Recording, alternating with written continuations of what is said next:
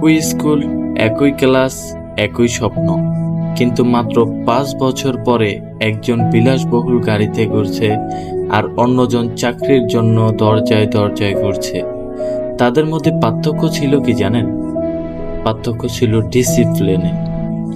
দুই বন্ধু, আরিফ আর রাহাত, দুইজনই বড় হয়ে সফল হতে চায়।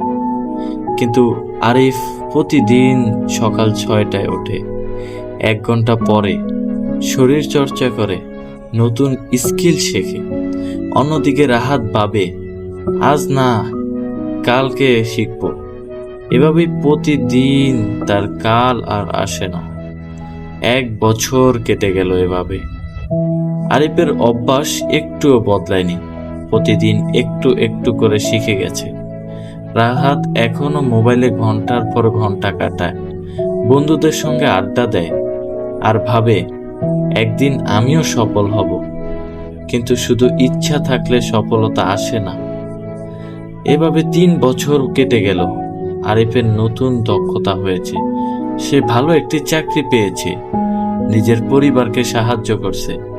আর অন্যদিকে রাহাত, সে এখনো সুযোগের অপেক্ষায় আছে, কিন্তু সে বুঝতে পারে সময় কখনো কারোর জন্য অপেক্ষা করে না। একদিন রাহাত আরিফকে জিজ্ঞেস করলো, তুই এত সফল হলি কিভাবে?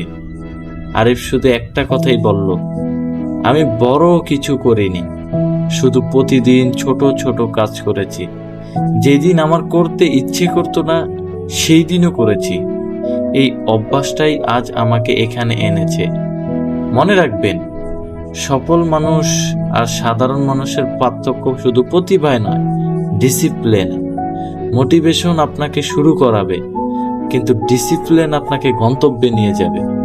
তাই আজ থেকে শুরু করুন, কারণ 1 বছর পরে আপনি আজকের এই সিদ্ধান্তের জন্য নিজেকেই ধন্যবাদ দিবেন।